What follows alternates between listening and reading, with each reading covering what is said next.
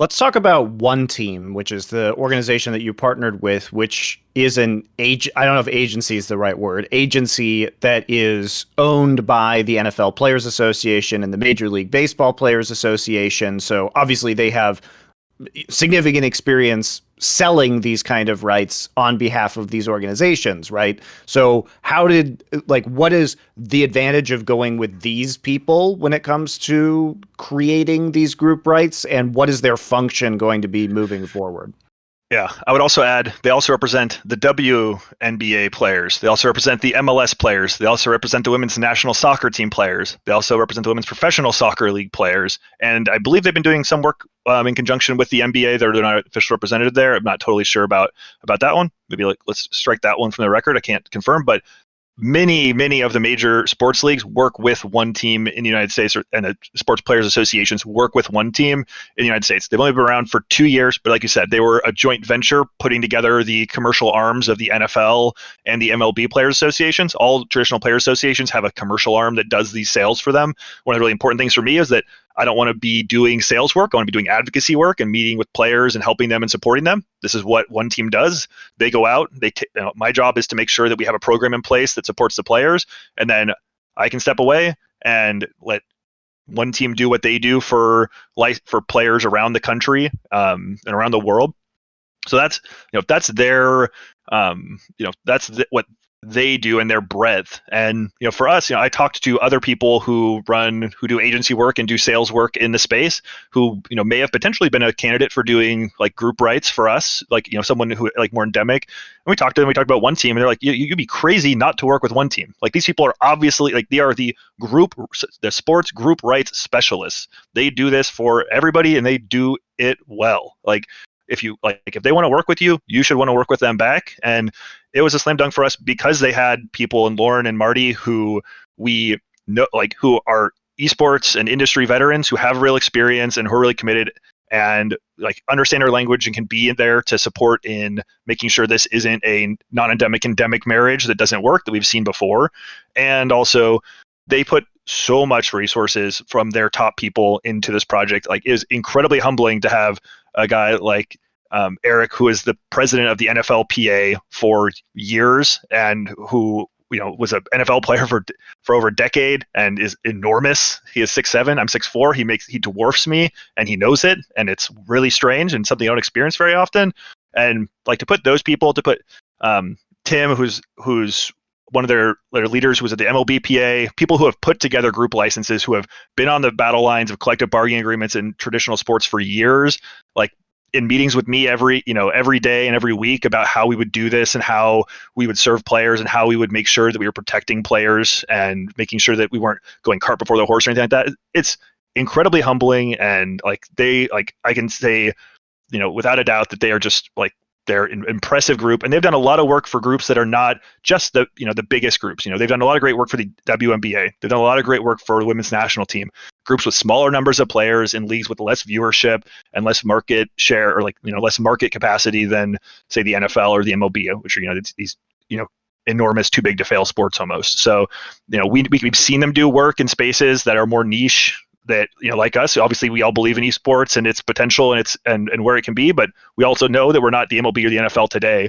So knowing that they execute and do real partnerships, and lots of really strong partnerships for all these different partners across a variety of different scales in sports, it gave us a lot of faith. And I think I said in my tweet, it was really humbling, and I genuinely say that, like, the people who have put into this, they care. Like, they care about players, they care about trying to do right by players, and they know that this is how players get empowered. And again, like, they decided not to bring him on again, right? I'm hired because there was a decision not to work with Hal anymore, right?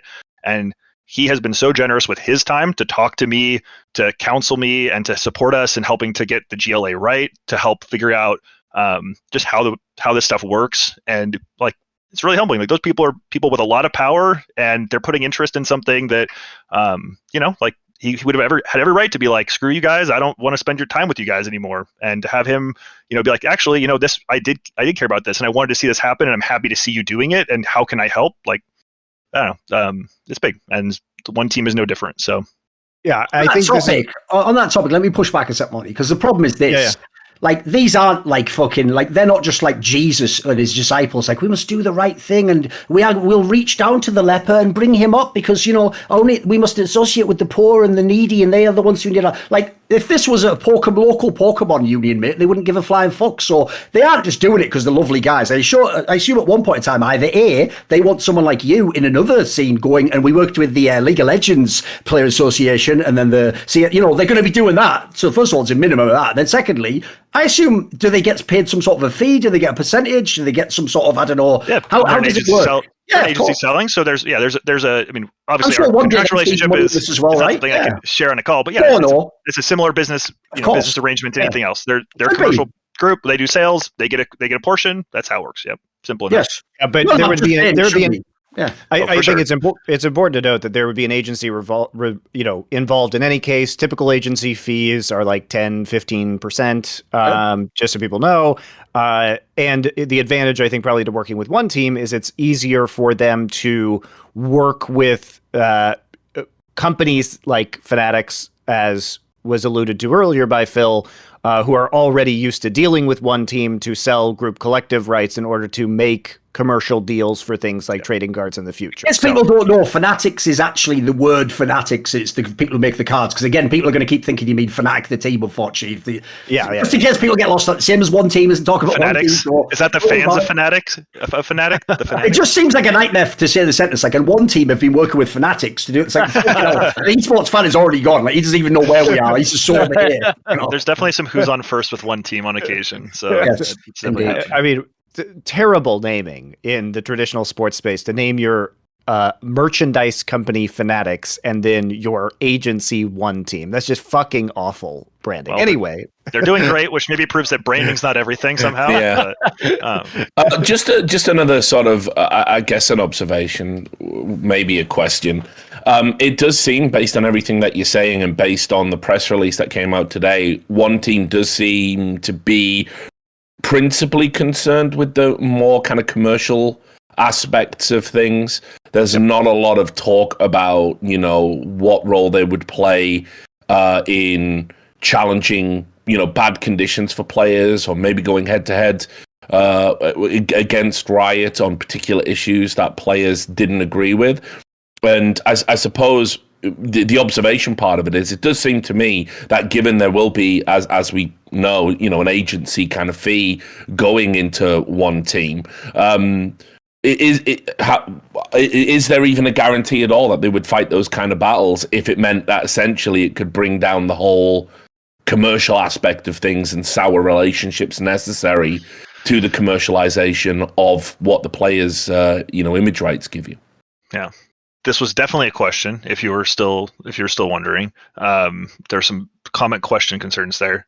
Definitely a question, and a good one. It's not OneTeam's job to fight like our battles. We're not appointing OneTeam as the head of the PA. That's still my job. My job is advocacy. Their job is sales. Like, they do sales at the end of the day. They commercialize things, and it is important to note that a big part of player power is those collective rights. That's a huge component in traditional sports of how players organize their power and exert it because they have money. When you're a PA, if you go on strike in traditional sports, they build up a war chest from those group rights that allows them to keep players, especially the lowest paid players, from having to take on a second job or, cross the picket line because they're afraid they don't have any money. Like, those are, real things. So what their work does is important. It gives us backbone. It gives us power. It gives us real capacity in this space. That is the truth. It also, gives me access. I am one person. I came from the team side. I have a business degree. I worked in politics. I'm not a lawyer. I have not collectively bargained before. These are not my areas of expertise. And as we move towards those things, all I can do is surround myself with people who are smarter than me and know how to advise and have been there before. And they have some of the smartest, most talented people from some of the best PAs in the world and in North America. At their disposal. Sure. And those people are, I've been on the phone with those people, and they are not, they're happy to have conversations about this thing leads to that thing, leads to this thing, this might impact you in the future in this way. They're humans, and they do care about this stuff. They come from labor. But just to jump in for a moment, because the press release essentially says that the money, because again, like you said earlier, and I know this from, having worked with unions, that you get into murky territory if you have an association fee. Because that's more typically, the subscription model is more typically associated with unions, and these two things are very legally distinct in America. But, again, the reason I'm asking the question is Team One are saying essentially that the money they generate from the commercialization of the players' image rights is what's essentially going to fund the player association as a whole. And so if that's the case, then one team's goals have a disproportionate amount of influence over the overall direction of the Players Association. Would you not agree? I mean, I'm not sure that I think their their goals are I think pretty straightforward. I don't think I have sort of any sense that there's something amiss there. Like their job is to support us in collecting these rights, which is really core to our business. Like that's obviously a top priority. They can't sell the rights if we don't have the rights. Like, okay, we're aligned there. Like we both get that. If we don't get the rights, we don't exist in a year. Like, okay, that's like, okay, we're still aligned. We go past that. It's okay. Well, like now how can we make sure we do right by our players and make sure they're doing, like their job is to do right by the players and going out and selling those rights. Once we have the rights in place through a GLA that's like active and prospering, like, their job is to go out and sell. They're not, their job, in part will probably be to help enforce, make sure that the rights are not being subverted in some way in future. They go fight battles with like unlicensed people pushing product and things like that on behalf of players all the time.